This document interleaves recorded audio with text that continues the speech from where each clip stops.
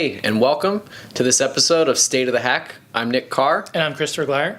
And we have a lot to talk about today. Action-packed show. Yes, a special guest from the Red Team side that we're pretty excited about. So, hey, man, let's get started. Cheers. So, let's get started talking about Fin6. Let's jump right into it. We put out a blog post recently about that activity where they were deploying Ryuk and LOCKERGOGA, but do you want to step us through, what happened? The key takeaways I took from it were, there's a trend that we've been talking about now for probably the last 6 to 9 months where we've been discussing kind of, enterprise ransomware deployments to extort money from victims. And, we've hit upon it in many previous ones. One of the groups that was using it was deploying TrickBot and Emotet and Empire. Yeah, and we talked about that on a previous show and put out a blog post there about that activity. And so I think the key here is we're now seeing a second or different threat actor, in this case Fin6, using similar techniques around the same time frame. They started like July of last year, where instead of deploying point of sale malware and monetizing it through card reforms, et cetera, they seem to have switched to the net now using and deploying enterprise ransomware to extort from victims. Yep. So it's now at least a second group that we're tracking, that we're sharing, is also deploying Ryuk. And the key here is they're actually deploying. We've seen them deploy two different ransomware families, Ryuk and then LOCKERGOGA. LOCKERGOGA is a kind of a newer one, even just in the last month or two. It's been in the news a lot for a lot of high-profile public breaches. Yeah, there was a Scandinavian manufacturer, aluminum producer that Norsk Hydro, who had their network taken out by LOCKERGOGA ransomware. But this is kind of cool because it's Fin6. It's a group we've traditionally tracked conducting card data theft, right, making this move, versus other groups doing access as a service that are deploying ransomware and extorting. So to actually see to see that move, it was interesting. Well, we haven't really seen Fin6 do much in the point of sale world in a while, and kind of it has us wondering why, what's the reasoning behind it? If I had to speculate, obviously can't read into their minds, but if I had to speculate, it probably has to do with a couple factors, right? Making money from point of sale. Organizations are increasingly deploying end-to-end encryption. Yes. So that way, even if you break into an organization that has really end-to-end encryption from the pin pad, even if you can deploy malware to the point of sale devices, you can't actually you just get garbage data. So I think the combination of more end-to-end encryption, also you don't just have to target people that process payment data. Right now, there's more organizations that could be potential victims. If you target a tiny, even a organization that is really tiny, you're not going to get much payment data out of them. So it's not really worth your time and effort. Whereas in this case with the enterprise ransomware capabilities, you can hit a 300-person organization and extort, easily $100,000 out of them or more, because the costs of their operations of being down or rebuilding the infrastructure from the kind of the cost-benefit side is worth it. And that's kind of the trend of what we're seeing is, many victims that we engage with are actually paying because it's cheaper and less of an outage there. So. And maybe it's a less risky thing as well. Maybe the credit card companies and the there's a longer payoff to delay how you actually cash out card data, and a lot more traditional laws, I suppose, being broken. So yeah, in the point of sale world, you may sit on you may harvest the data, say weekly or monthly, from a point of sale compromise from a large victim, and then sit on it and not be able to monetize it for 6, 9, 12 months, because as soon as you start selling it, then the card brands can do common point of purchase analysis and find that, hey, this particular store in this location, all the cards that went through it were having a disproportionate amount of fraud. So shorter time to monetize, much broader set of victims, both industries and smaller sizes, and I would say probably higher return for the risk. It must be. The nice part is we can guess why they're doing it, but the fact that they're doing it means that it must be successful. There must be a risk reward there. It must be a better decision for them now to have made that pivot. We can guess as to why else and some of the other motivations, but they've made that change. That's actually a part of what made it challenging and confusing at first to be Fin6. That was unexpected behavior from them.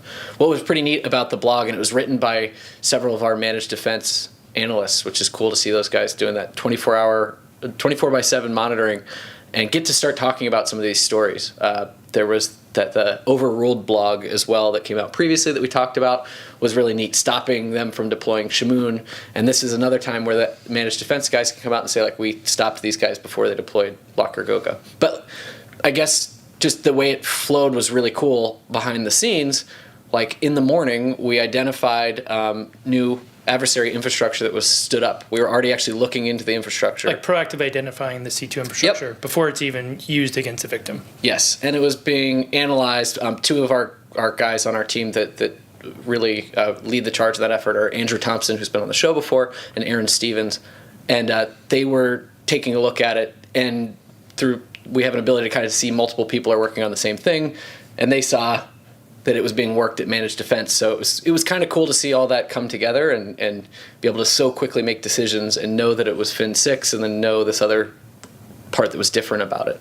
So yeah, one of the things that you may not be aware of, but in the Fin 6, so it's one threat actor, but using multiple pieces of malware to accomplish the same task. In this case, ransomware and extorting money. On the back end, there are actually whole teams of people who are kind of building ransomware as a service and then making that available in underground forums, right? So, I saw one of them, it was like advertising where you actually pay not for infecting systems, you pay actually on the decryption side.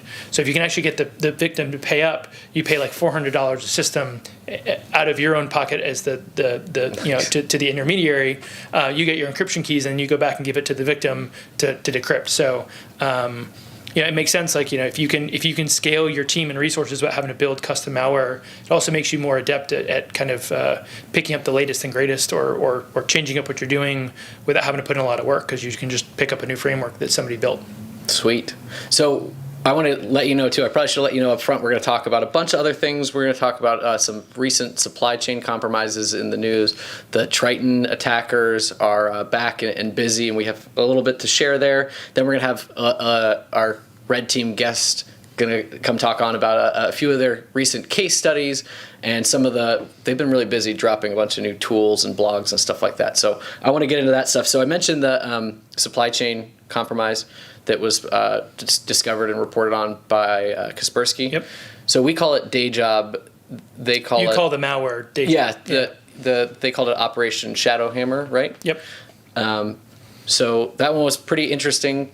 Yeah, if you're not familiar, an organization that makes computers, ASUS, was compromised, and then the attacker used their infrastructure to sign new malware, and then use the existing updater to basically deploy a malicious update, which had a piece of their or some malicious behavior included in it.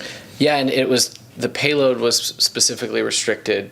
There's a lot that's interesting there, so definitely check it out. If this is the first you're hearing about it, go check it out. But there was some really interesting artifacts there and some interesting things where it was highly controlled. So supply chain compromises in general are obviously super interesting to us, and it makes sense for them to be combined with some guardrails or other tighter targeting. And in this case... Well, and they haven't always. Like, if you look at the CCleaner compromise and some of the previous ones from a year or two ago, it was really broadly distributed, and this one seemed to be a lot more and the focused and second stage for some of those have been gated for particular organizations, but this was all kind of built in. And a lot of people, including us, we focused on some of the MAC addresses that it was specifically looking for. It was hard-coded into the binary itself, saying, I'm not going to execute unless this is the MAC address of the system I'm running on. Yes, not just like the vendor OU portion, like the full MAC address. Right. So that was actually the source of a little bit of confusion with some of our customers, because we actually did have a customer, a system that was targeted as a part of that, the specific, user's MAC address.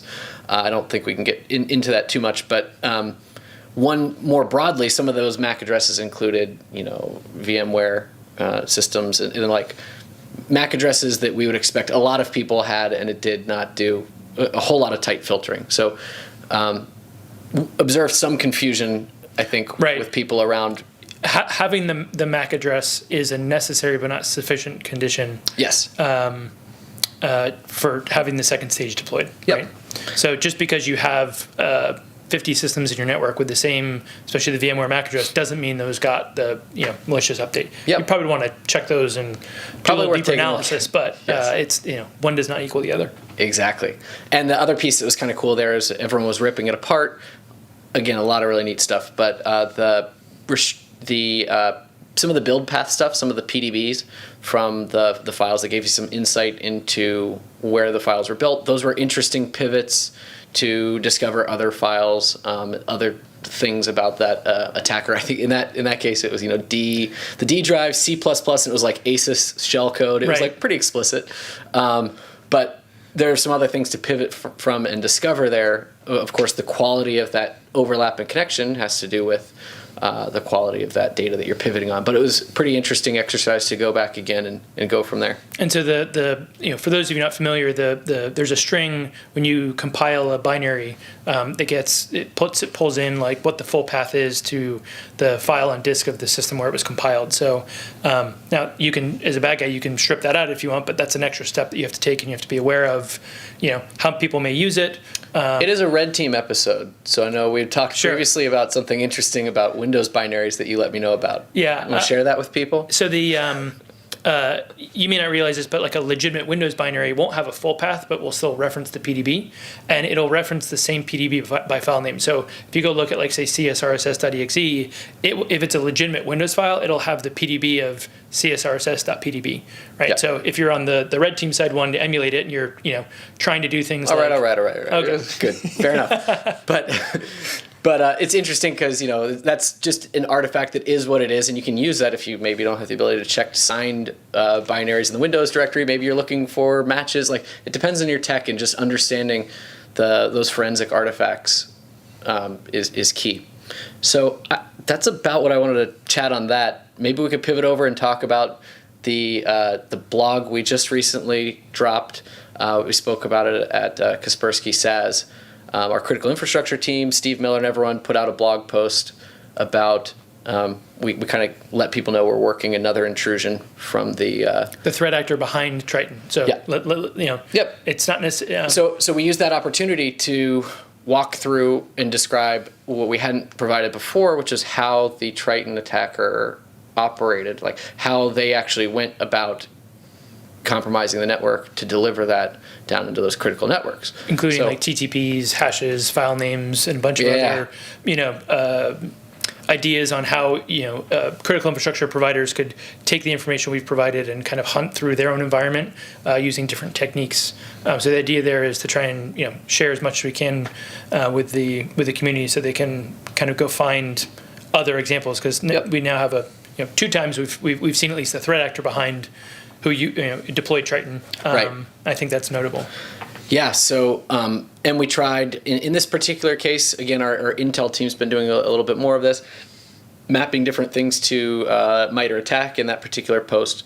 And so that was kind of interesting too, because for some of the techniques we didn't map them to attack, and that was deliberate, right? Deliberately, because I think in some of the cases those aren't reflected yet, of course, by the nature of sharing those out. And continue to work with the teams.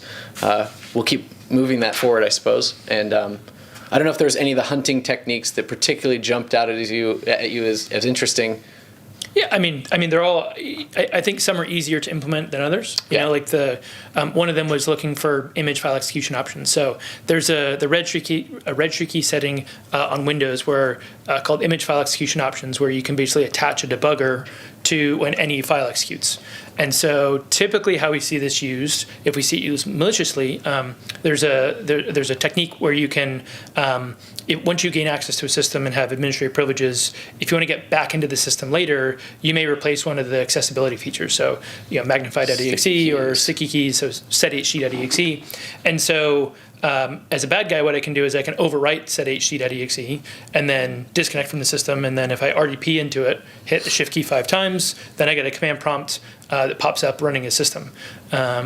So it's especially good for if you get evicted from a victim network as a way to means to get back and immediately escalate your privileges. Yep. Now there are many different security tools that can look for the replacement of magnify.exe or sethc with command or PowerShell or Explorer or a couple of other common Windows utilities that we've seen. And so the image file execution options registry key setting a debugger is kind of it's a unique way of accomplishing the same thing. So instead of overwriting command.exe, you say, whenever I see command.exe get executed, or sethg.exe get executed, run command.exe. And so then you still accomplish the same outcome. Right. Now, in this case, what's much less likely to see is somebody actually then launching their malware using that registry key, because it's, you're reliant on some other file executing, which maybe you pick one that's super common, or maybe you pick one that runs fairly, irregularly. Yeah, so I mean, it's interesting to highlight the bigger takeaway for me, and it's something we've been talking about for a little while, was just the nature of these client-side intrusions that eventually get down into the ICS network, but the majority of them are coming from this space. And so a lot of those techniques, like that one you mentioned there, I remember coming to Mandiant 5 years ago, and people were looking for it, and probably looking for it for a while before that. But seeing people use it still, it's a lot of traditional techniques on the enterprise network that were used that we highlighted, or at least a lot of detection opportunities for to retain command and control down into that network. It was still routed through the enterprise. Well, and there's a lot of proxy malware. Obviously, you could imagine if you need to get down deep in a network, you're going to have to proxy, chain, and tunnel lots of things. So you saw lots of usage of legitimate utilities like P-Link, which is a PuTTY-based or a tool within the PuTTY suite, I guess you could say, that allows you to do kind of a poor man's reverse shell that's encrypted. It's SSH traffic, so depending on what port you use, it may stick out like a sore thumb, and what tools you have. Say you shoot SSH data over port 443, that's more likely to get caught than actually tunneling out of a network over 22. But then there were also a bunch of like SSH-based either tunnelers or backdoors as well. That was a pretty core component of their this particular threat actor's toolkit. So we provided all those hunting style techniques and attack mapping were relevant in the main blog post. And then just don't sleep on that appendix. It has the most number of advanced practices team members' Twitter handles in it. I think we just included a couple of rules and had some fun with providing people some hunting-based Yara rules and different things, different resources from the company. And some may be super noisy, right? Yep. I mean, I think the way that Depends on your environment. described it depends on your environment, but also depends on your tolerance, right? Like the idea is how do I get a collection of interesting things to then further mine through? And some have a really broad aperture, and some are much more narrow. Yep, exactly. So I think at this time we're going to bring on our special guest. Come on in. Hey, welcome. Hey. Thanks for having me. Who are you? Alyssa Rahman, Red Teamer. From the Red Team, our first Red Team guest, I think, except for maybe some special guests we've had on. The first internal Red Teamer. Debo counts as a Red Teamer. That's true. Yeah. That is true. Debo is on the second episode and is constantly trolled for being a sort of a Red Teamer. Making a lot of work for Blue Team, maybe. Right. So we typically, every time everyone's on, as you know, we kind of talk a little bit about how you got into the industry and then into here.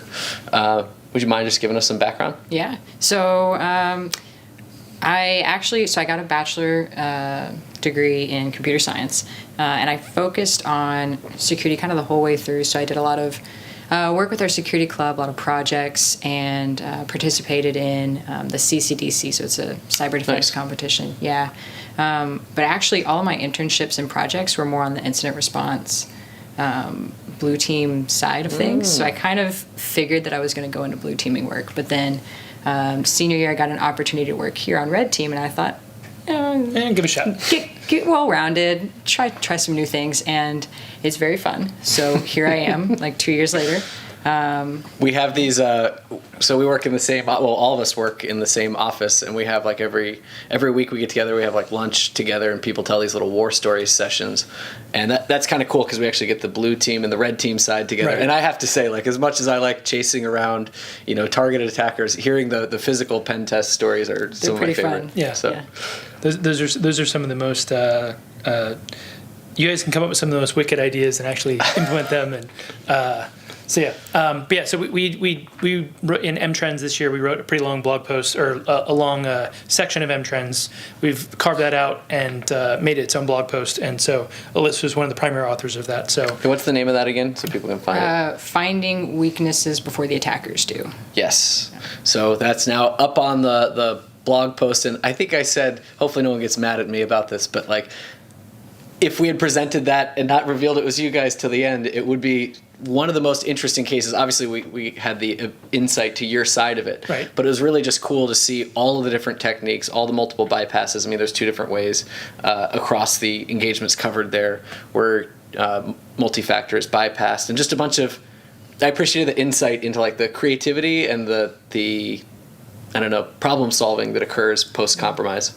Yeah, I think that's one of the cool things about the way at least Mandiant does red team assessments, but it's very much a focus on exploiting misconfigurations. So part of the way we test out the blue team's ability to detect and respond to malicious attackers is to try to blend into their environment as much as possible. So I think it's a cool case study just because we didn't use any exploits. I mean, there are outdated systems, sure, in the environment, but we just kind of interacted with applications like a normal user, a normal administrator would, and it let us sneak through and get to the path of least resistance to all of our objectives pretty quickly. And eventually showing in the one of the portions highlighted, you know, one of your, I guess, what were your goals? Was to target a financial application as well as actually target an ATM and show you could obtain access. Yeah. So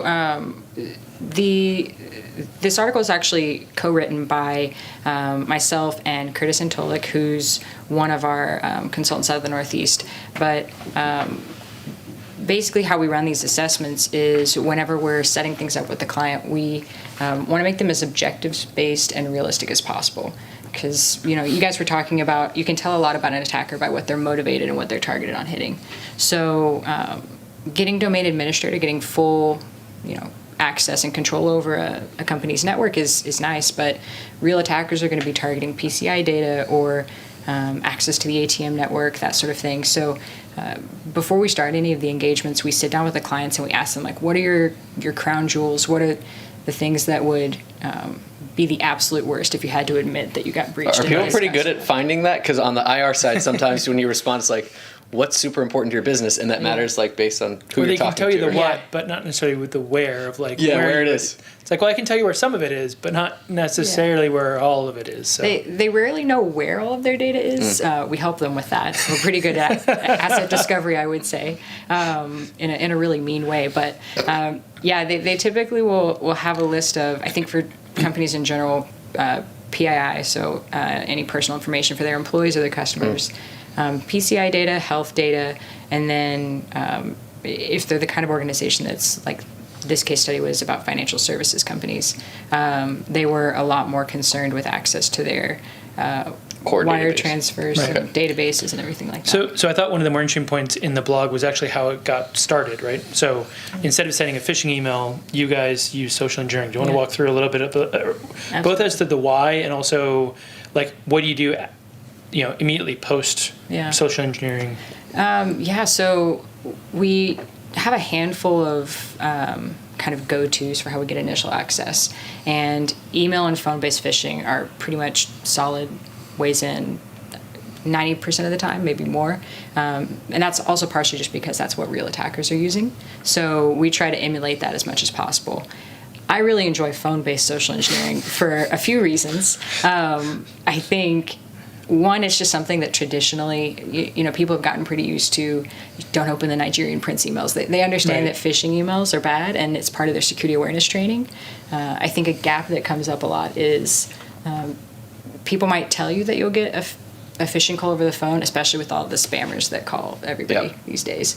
But people aren't really trained on how to tell if it's real or not. So if I'm pretending to be your IT security team and I have my phone number spoofed as your help desk, they're typically not given the tools that they need to figure out if that's real or not. Right. And your IT security team probably doesn't have like their VoIP phone records ported into your log management tools and other things would even be able to identify something like that.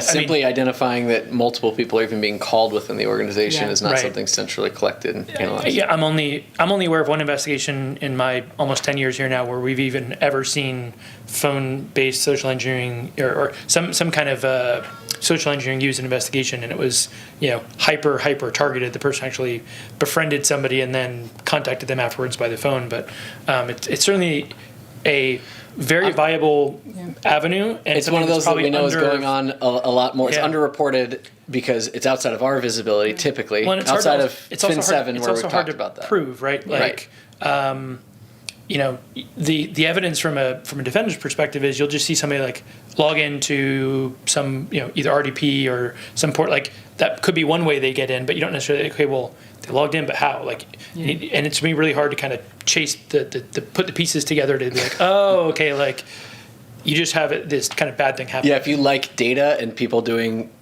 incident response and forensics like hard data, there's like no data. I remember for Fin7 stuff, it was like, we almost went to like bomb threat checklist mode. Like, what kind of accent did the person have? And someone said Nigerian and some said like British. And you're like, oh, like, no, none of that's necessarily right. But, you know, you're just relying on a person recounting something. So, Yeah, I was going to say that's kind of, that's the other main reason we like it so much is from a defender perspective, there's very few artifacts that are left over.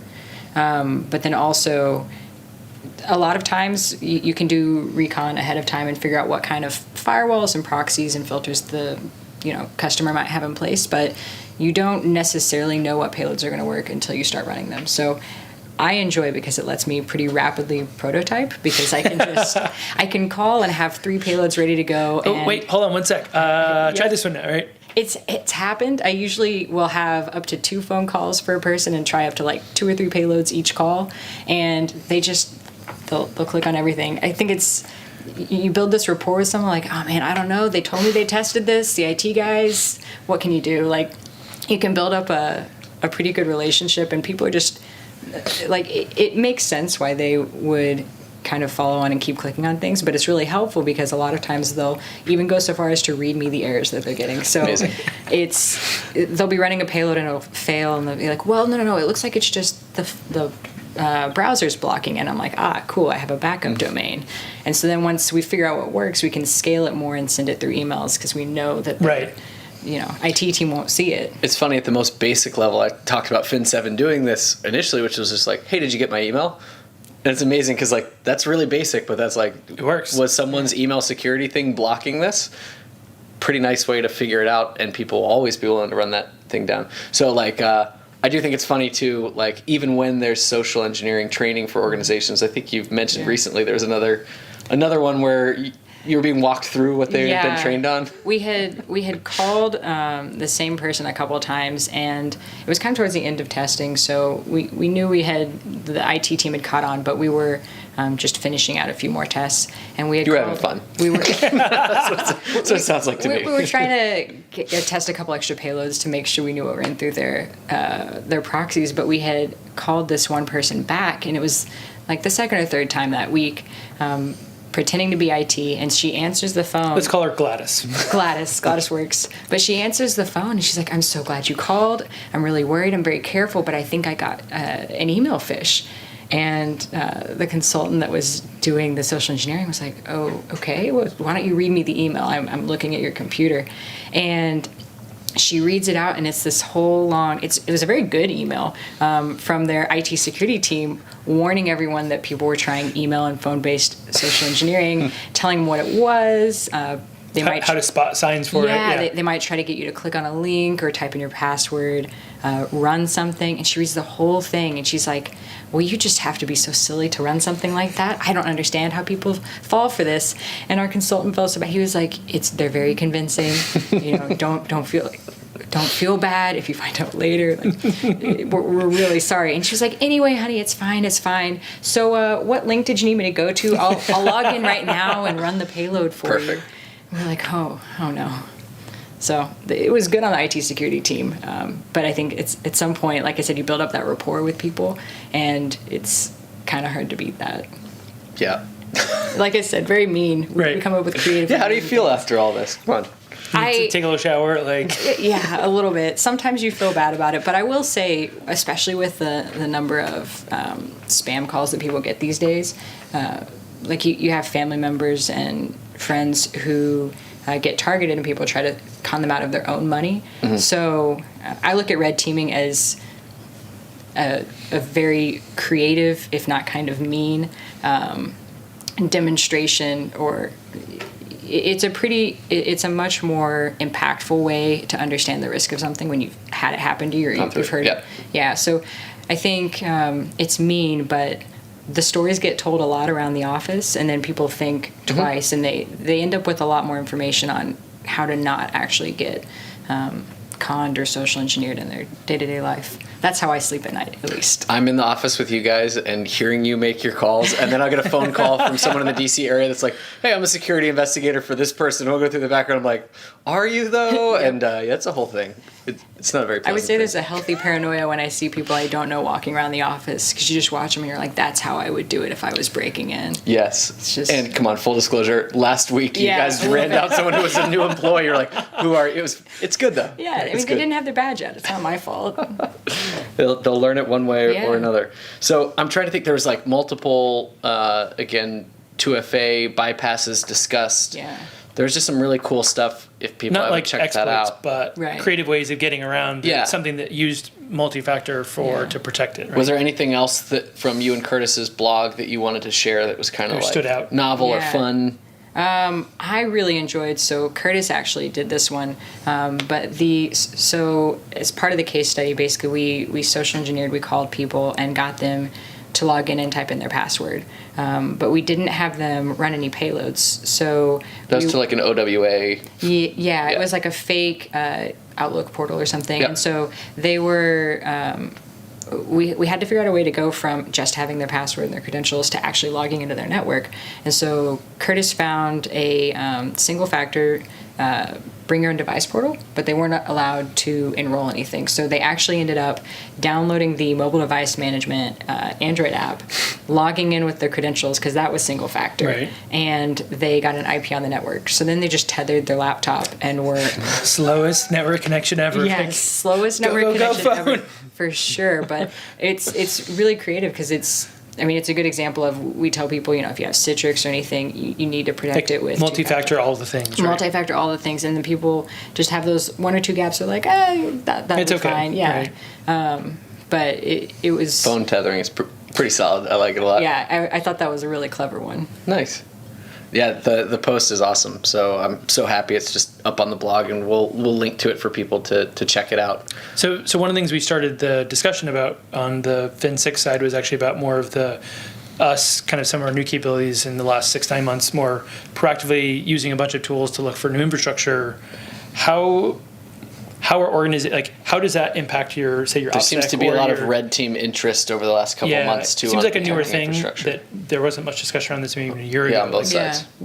What considerations do you guys have, or what's changed for you guys even the last year? Yeah, I would say, I think in general, as far as the trends you're speaking of, it seems like OPSEC for red team infrastructure is something that's always been kind of a best practices. So I think best practice, but nobody did. Right. It's one of those things where it's the best thing to do, and if you're running one of the scripts you have for infrastructure setup, or you have the time to get through all the steps, you're going to set up your infrastructure well. At least that's if you're in a company like Mandiant has methodologies for how we set up everything. But I think recently there's been an increased look from defenders, like maybe increased awareness that the defenders are looking and talking about that sort of thing. Yeah, and I think that's put a little bit more of a, I would say, a sense of urgency on making sure you're actually looking at it. Right. Because, like I said, there's always this healthy paranoia, I think, that security gives you in general, but red teaming specifically. Because so what's your concern when you're standing up infrastructure? What are you thinking about? So when we're setting up infrastructure for a red team versus a pen test, so with pen tests you might be just worried about finding vulnerabilities in the network, but with red teams, you are really wanting to test out the customer's defense and their detection and their ability to respond. And one of the things that we try not to do is immediately look like a pen tester or a red team. Because if they can come in and see, this is just something from Mandiant, it's going to change not only how they respond to the initial incident, but also how they start reviewing their logs and trying to hunt us down. And, good blue teams are going to run through the whole same process anyway, but we don't want to give them the opportunity to cheat themselves out of a good, learning opportunity. So we try as much as possible to not kind of tip off who we are. But then personally, just my paranoia of, I don't want to disclose who clients are, so I don't want them to be able to track it back to me or Mandiant, because I have the pride of not wanting to set up sloppy infrastructure personally.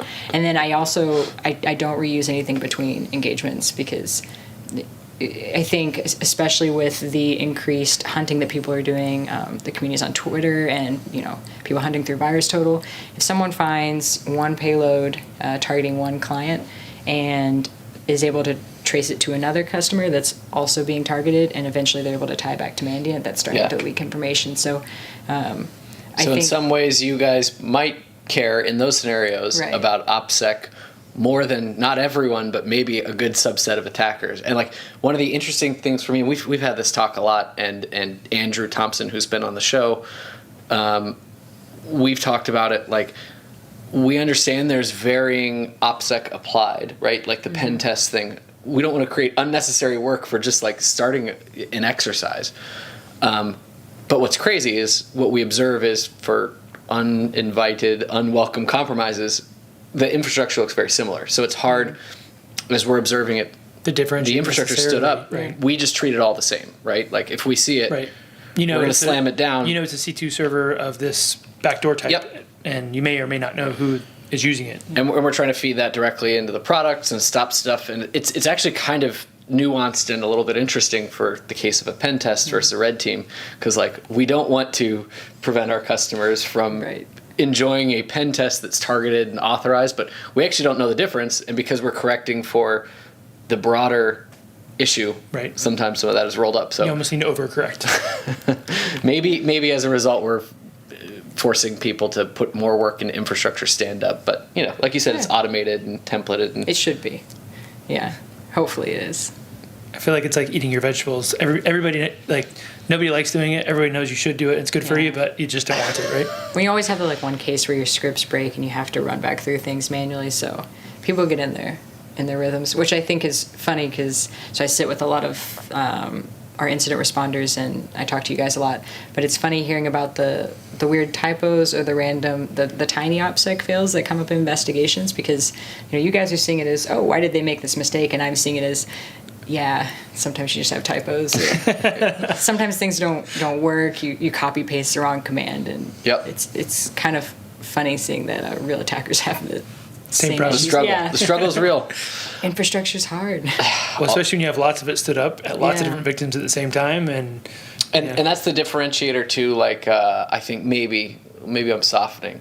Maybe I've been too hard sometimes. Maybe it's just because we got a red team right here. I think before we've talked about how like nation states look more like red teams. The red teams look like nation states. I've said that. Not the most popular take, but it's something I said.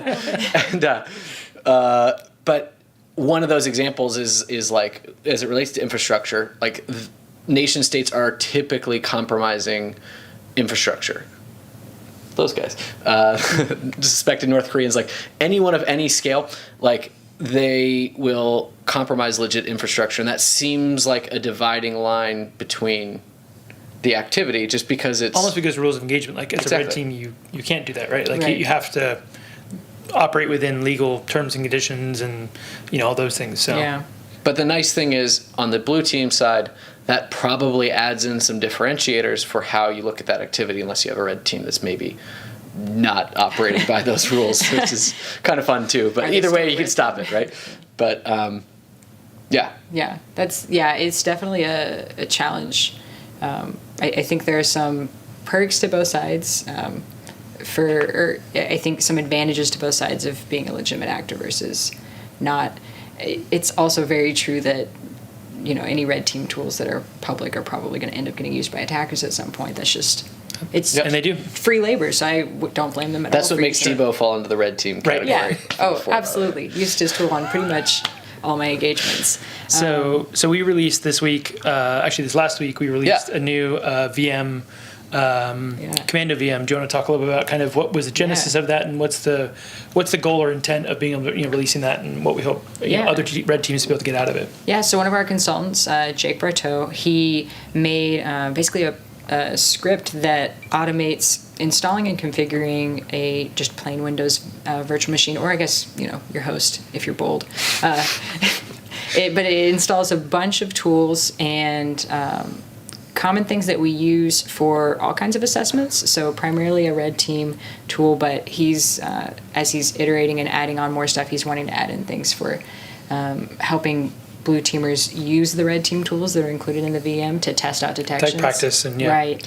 It's deployed in the same way too. For defenders, if you haven't tried it, it's deployed in the same way as like a Flare VM from our Flare team. So they worked with Flare actually to be like, Yeah. What do you do? let's make this quick and lightweit for installing this and auto setting everything up with these scripts. Has some pretty sweet backgrounds too. It's super. Honestly, my favorite part. I mean, it's a great VM, and I use it for a ton of stuff now. But The little Mega Man background or the they have all different colors. It's or perfect. Mega Man inspired, I guess you could say. Yeah. The little commando ninja guy and girls. There's both. But I've gotten to the point where I set that as my Kali background too. Awesome. Yeah, nice. You got it. It looks like a little hacker. Right. It's exciting. But yeah, it's super. It's not a Kali replacement so much as you have to know your tools. There's Like a complement. Right. And so I end up using both of them on pretty much every engagement I'm on because there's some things that, if you're testing out a payload, you just test it and then revert your snapshot and you're good to go. Or I develop payloads in virtual machines to make sure everything's clean. Sometimes you need an actual Windows environment to really, Yeah. So I think that's kind of the difference in it. The reason it's not a Kali replacement is it's not just Kali tools ported to Windows, it's all of the Windows specific things that you end up needing on random engagements. Yeah. So they're still working on it. And, if you have any tools that you guys think are missing, open up GitHub issues. But Yeah, they've been responding and moving along. and adding them in, yeah. they're wanting to add in more, I think, mobile and wireless support too. So it's an awesome tool. And Sweet. the backgrounds are amazing. And then we had a really cool presentation recently on ADFS. Yeah. Eventually, maybe we'll have Doug Beanstalk on. I feel like we've talked about him on like 3 episodes. Sup, Doug? Yeah. But Doug and Austin Baker did a presentation at Troopers, and you guys did a code release. And I feel like I don't think we had a blog for it, so I just wanted to maybe highlight that a little bit. There's no blog release for it, but the talk is online. Highly recommend it. I think Doug tweeted out a link to it, and FireEye probably retweeted it at some point. But ADFS is Active Directory Federated Services, which is essentially Microsoft's implementation of single sign-on. So it's the way that you can configure. So your users with Active Directory accounts can sign into all of the cloud services that your company sets up. Whether that's Office 365 or Slack or whatever other services as you're migrating to the cloud, the ADFS server will take in their login, validate it, and then sign a SAML token and pass it on to your cloud services. So pretty much all these cloud services providers have ADFS connectors in, but as organizations move more towards the cloud, I think it's kind of a really good example of why, I mentioned earlier, getting domain administrator is really nice, but there are a lot more objectives that you can go after that require additional steps. So with this attack specifically, you actually have to have the ADFS service account to run it and be running on the ADFS server. So just having domain administrator isn't enough, but the premise of the attack is that it will use the ADFS account and server and export the signing certificate for those SAML tokens. And then you can pull it offline, and they have a script and some templates set up, but you can just forge tokens for arbitrary users. So since you have that certificate, as far as those cloud services are concerned, it's completely valid, and you can just kind of tell them, like, I'm Nick Carr. Right. And it's kind of like a Kerberos golden ticket, but for cloud services, right? Exactly. And that's the thing is I think the certificates by default last for a year. And you guys could probably speak to this better than I could, but I'm pretty sure it's not part of organizations' routine hunting or mitigation. No, I think it's a newer. Yeah. It's still very nascent in terms of most organizations' even visibility or understanding. Yeah, I think the blue team response to watching Austin and Doug's talk was a little bit like, oh, okay. Like, oh boy. Yep. Yeah. I don't know that. I've stepped away from the IR side a little bit, so I can't speak to like responding to it. But it seems like it's kind of fun too. It's like a whole new area, and people love solving problems on the blue side. So It's pretty cool. So wait, Yeah. so we released a toolkit on GitHub as well? Yes, yeah, it's on the FireEye GitHub, and it's ADFSdump is it's .NET assembly, so you can run it through whatever your malware of choice is. But you run it on the ADFS server under that service account. It'll export all the things you need, and then you can run it with a Python 3 script that's ADFSpoof. And then it'll just generate arbitrary tokens for you. So from there, you just copy that into your browser and you're good to go. You're off to the races. Yeah. Cool. Well, it was great interviewing you, and Nice. thanks so much for Appreciate it. joining us. Thanks for joining. Cheers, and we'll see you next time. See ya.